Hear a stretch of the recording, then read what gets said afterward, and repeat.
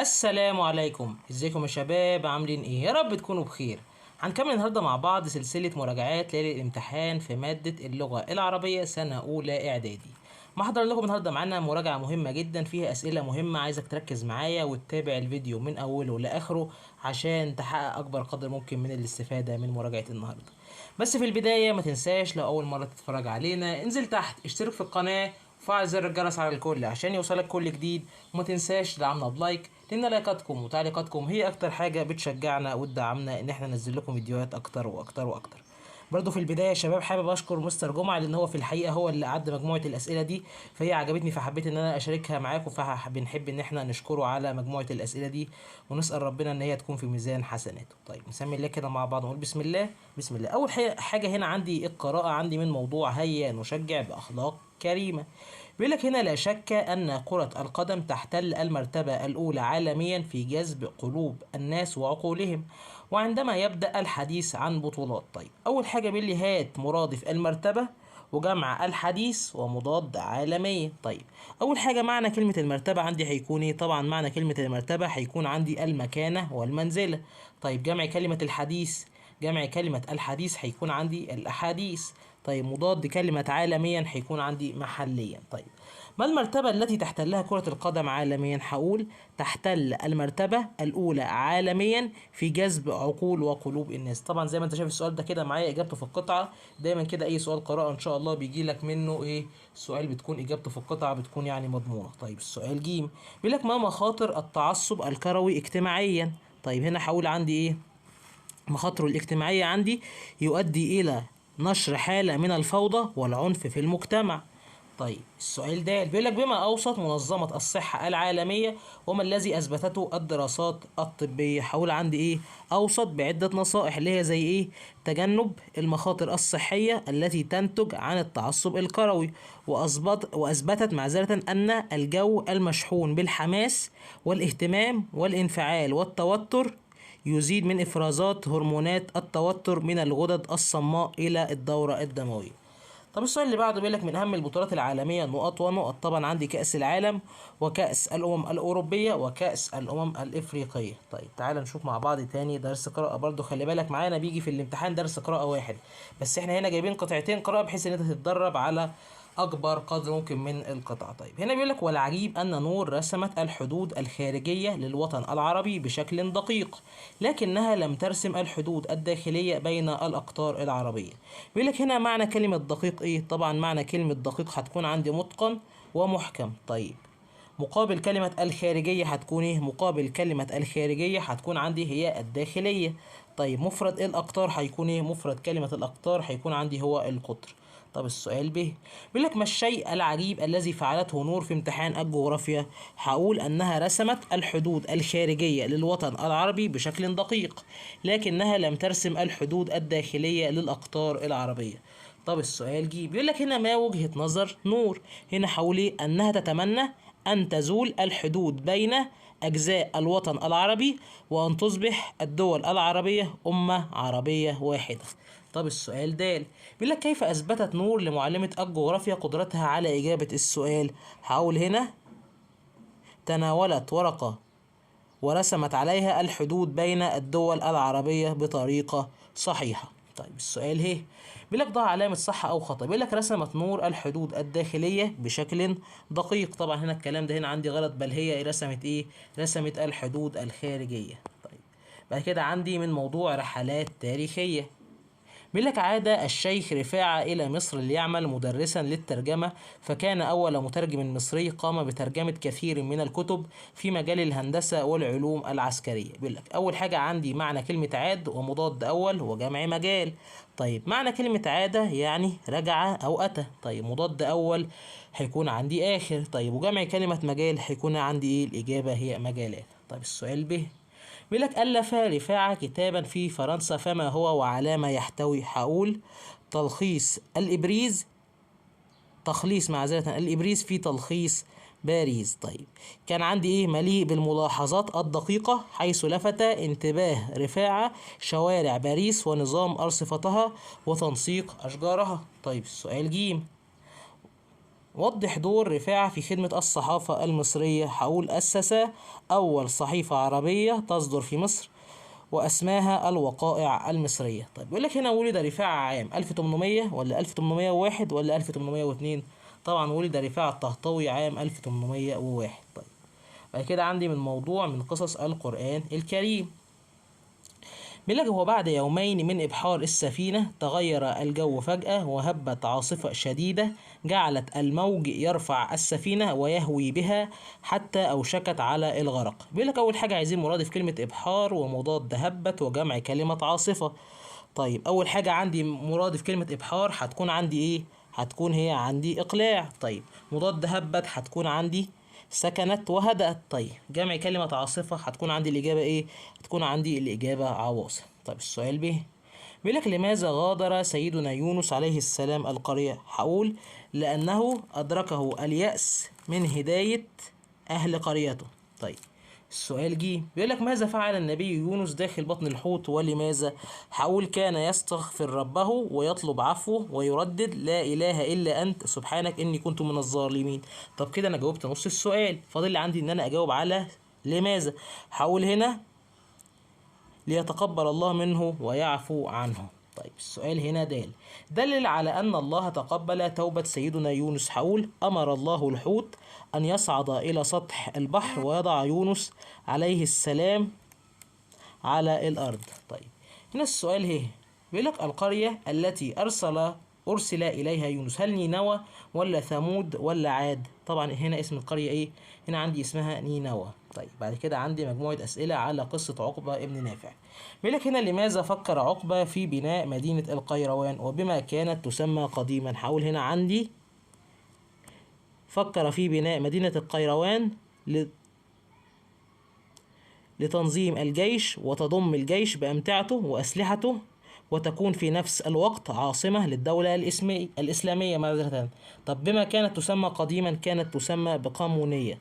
طب السؤال الثاني بيقول لك كيف أكرم ملك طنجة عقبة؟ حول استقبله ورحب به واستضافه هو وعدد من ضباطه في قصره المطل على البحر وقدم لهم الهدايا النفيسة وأعلن موافقته على كل مطالب المسلمين. طب السؤال الثالث بيقول لك حمل المجاهدون المسلمون للعالم شمسا لا تغيب أبدا فما هي؟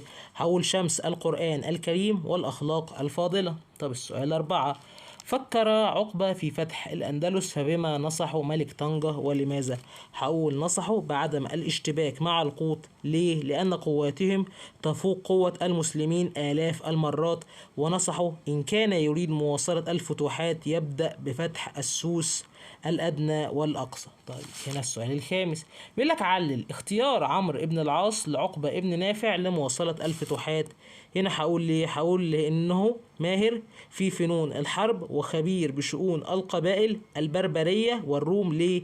لأنه أقام معهم 6 سنوات كاملة. طيب بعد كده عندي مجموعة أسئلة ضع علامة صح أو خطأ. بيقول لك عاد عقبة للجهاد وهو في سن 67. طبعا الكلام ده هنا عندي غلط، أمال هو كان عنده كام؟ كان عنده ساعتها 62 سنة. طب السؤال الثاني بيقول لك والي مصر بعد وفاة عمرو بن العاص هو زهير ابن قيس البلوي. طبعا هنا الكلام ده هنا عندي غلط، امال هو مين؟ كان اسمه معاوية ابن حديج. طيب السؤال الثالث بيقول لك قرر اهل ادنى تسليم مدينتهم لعقبة دون مقاومة. طبعا هنا برضو الكلام ده هنا عندي غلط، بل هم عملوا ايه؟ هم حشدوا حشودهم خارج مدينتهم. طيب تعالى بعد كده نشوف عندي النصوص. هنا اول نص عندي من نص تواضع سيدنا عمر. بيقول لك هنا أمنت لما أقمت العدل بينهم فنمت نوما قرير العين هانيها يا رافعا راية الشورى وحارسها جزاك ربك خيرا عن محبيها. طيب هنا أول حاجة بيقول لك ما المراد بقرير العين ومضاد العدل وجمع كلمة راية. طيب قرير العين هنا المراد منها مطمئنا ومسرورا. طيب مضاد العدل هيكون ايه؟ هتكون عندي الظلم. طيب وجمع كلمة راية هتكون عندي هي رايات. طب السؤال به اذكر الصفات التي تميز بها سيدنا عمر. هقول عندي التواضع والزهد والعدل وتطبيق مبدأ الشورى. طب السؤال بيقول لك اشرح البيت الأول موضحا العلاقة بين الشطرين. هقول فهم رسول كسرى أنه نتيجة عدل عمر رضي الله عنه أن شعر بالأمان فنام مطمئنا ومسرورا. طب إيه العلاقة بين البيتين أو بين الشطرين؟ هتقول عندي إن هي نتيجة. طب السؤال ده بيقول لك ما نوع الأسلوب في قوله يا رافعا راية الشورى وما غرضه؟ هنا هقول ده هنا عندي أسلوب نداء. طيب غرضه منه إيه؟ غرضه التعظيم. طب السؤال بيقول لك من قائل هذا النص وما جنسيته؟ هقول عندي القائل بتاعه هو حافظ إبراهيم وجنسيته مصري. طيب تعالى نشوف بعد كده عندي من نص أعمال الخير. وخلي بالك معايا إن نص أعمال الخير والآية القرآنية لو جم إن شاء الله، طبعا لما يجوا هم أكيد هيجوا، فدي نصوص إجبارية يعني لازم تجاوب عليها. طبعا نص اللي هو تواضع سيدنا عمر، وباقي النصوص دي طبعا نصوص اختيارية، بيجي لك نص هي ونص تاني بيكون اختياري، انت تجاوب على نص منهم واحد وتسيب التاني. بيقول لك هنا قال رسول الله صلى الله عليه وسلم كل سلامة من الناس عليه صدقة، كل يوم تطلع فيه الشمس تعدل بين اثنين صدقة، وتعين الرجل في دبته فتحمله عليها. طبعا صدق رسول الله صلى الله عليه وسلم. أول حاجة بيقول لك هات معنى تحمله وسلامة، ومضاد تعدل ومفرد سلامة. طيب هنا أول حاجة تحمله طبعا يعني إيه؟ يعني ترفعه عليها. طيب سلامة يعني إيه؟ سلامة يعني عقلة الإصبع، ولو سألني الإصبع معذرة والمراد منها إيه؟ الشيء الصغير في الجسم. طيب مضاد تعدل هتكون إيه؟ طبعا مضاد تعدل هتكون عندي تظلم. طيب بيقول لك مفرد سلامة هتكون إيه؟ هتكون عندي سلاميات. طيب السؤال به بيقول لك اذكر انواع الصدقات القوليه والبدنيه التي عرضها الحديث الشريف. طبعا هنا عندي الصدقات القوليه زي الكلمه الطيبه والحكم بالعدل بين الناس. طيب والصدقات البدنيه او ممكن اقول لك عليها الصدقات الفعليه زي مساعده الاخرين والمشي الى الصلاه واماطه الاذى عن الطريق. طب السؤال جيم بيقول لك ما الجمال في قوله كل يوم تطلع فيه الشمس؟ هنا هقول عندي تعبير يفيد الاستمرار وضرورة المداومة على هذه الطاعات. طب السؤال ده بيقول لك كلمة صدقة نكرة ليه؟ هقول هنا عندي نكرة لتفيد العموم والشمول لأي نوع من أنواع الصدقة. طب السؤال عندي بيقول لك من أمثلة الكلمة الطيبة نقط ونقط. هقول هنا عندي زي شهادة الحق والأمر بالمعروف، وممكن كمان أزود عندي النهي عن المنكر وكمان الصلح بين المتخاصمين. طب السؤال بيقول لك إلى ما يرشدنا الحديث الشريف وما أثره على الفرد والمجتمع؟ هقول هنا عندي إيه؟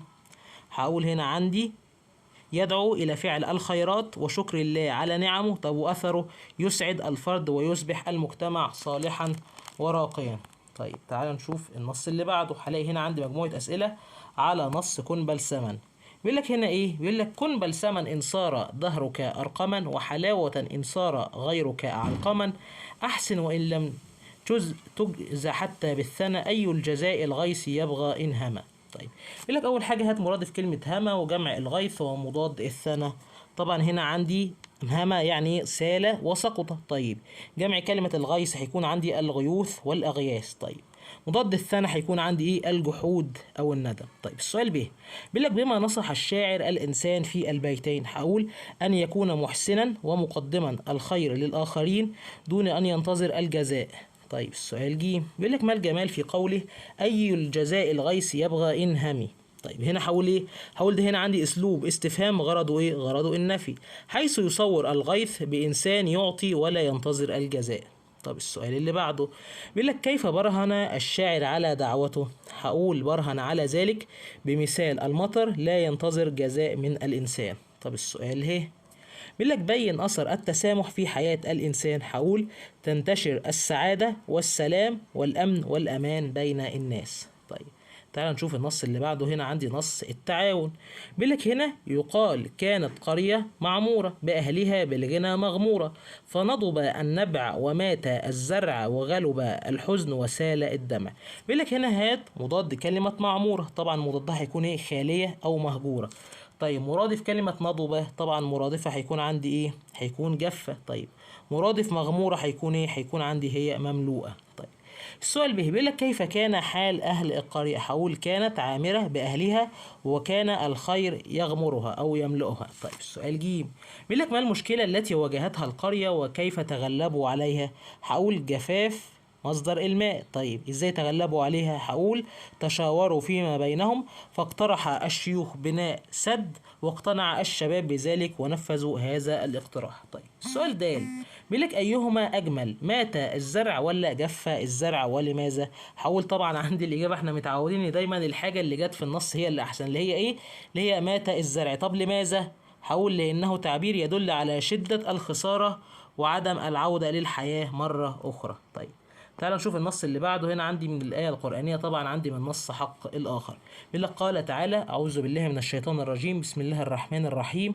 يا أيها الناس إنا خلقناكم من ذكر وأنثى وجعلناكم شعوبا وقبائل لتعارفوا إن أكرمكم عند الله أتقاكم إن الله عليم خبير. صدق الله العظيم.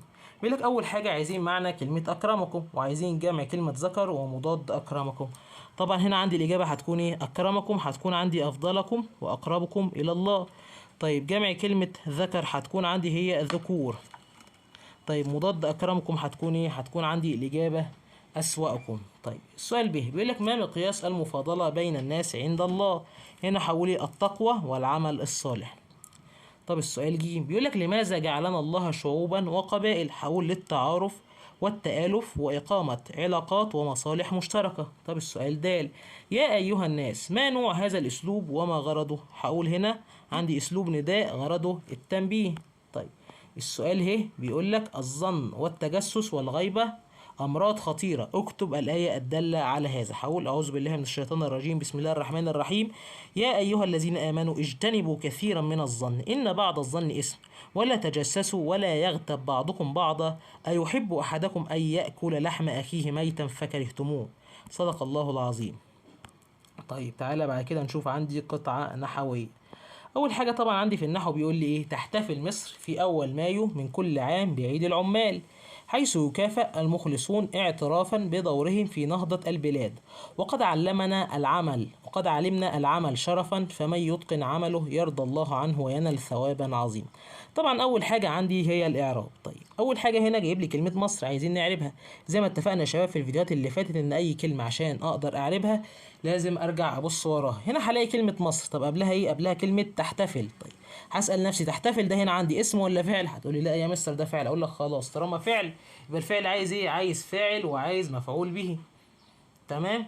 تمام. طيب هنا هسأل نفسي من التي تحتفل؟ هتقول لي مصر. هقول لك خلاص يبقى هنا مصر فاعل، والفاعل هنا مرفوع وعلامة رفعه الضمة. طيب السؤال اللي بعده بيقول لك بعيد العمال، عايزين نعرف كلمة العمال. نفس الكلام هرجع ابص قبلها هلاقي هنا كلمة عيد العمال. واحد مركز شوية يقول لي اه يا مستر ده خلي بالك ده هنا في نكرة وفي ورا منها معرفة. هقول لك نكرة ومعرفة بتديني ايه؟ بتديني مضاف اليه. يبقى هنا عندي مضاف اليه مجرور وعلامة جره الكسر. طب هنا بيقول لك يكافئ المخلصون اعترافا، عايزين نعرف كلمة اعترافا. هتيجي برضو تبص قبلها هتلاقي هنا عندك كلمة يكافئ. يكافئ مين؟ المخلصون. طب لماذا يكافئ؟ هتقول لي اعترافا. يبقى خلي بالك ان انا لما بسأل عندي بلماذا يبقى ساعتها الإجابة ايه؟ عندي مفعول لأجله منصوب وعلامة نصبه الفتحة. طيب هنا بيقول لك وينال ثوابا، عايزين نعرف كلمة ثوابا. هرجع برضو ابص قبلها هلاقي هنا عندي ينال. طب هسأل نفسي ماذا ينال؟ هتقول لي ثواب. هقول لك يبقى هنا ثوابا مفعول به منصوبا وعلامة نصبه الفتحة. طيب هنا عايزين نعرف كلمة عظيما، هلاقي ان هنا عندي نكرة ورا معرفة اللي هي ثوابا، وعظيما نكرة ورا نكرة وصفتها او معرفة زائد معرفة وصفتها، يبقى هنا بيبقى عندي نعت، والنعت بياخد علامة اعرابي، النعت بياخد علامة اعراب المنعوت. يعني كلمة عظيما هتاخد اعراب كلمة ثوابا. ثوابا هنا كانت منصوبة بالفتحة، يبقى عظيما هتكون ايه؟ نعت منصوب وعلامة نصبه الفتحة. طيب عايزين هنا بيقول لي ايه؟ عايزين فعل ينصب مفعولين واذكرهما. طيب هنا هلاقي مثلا عندي زي كلمة علمنا. طيب فين المفعولين بقى بتاعنا؟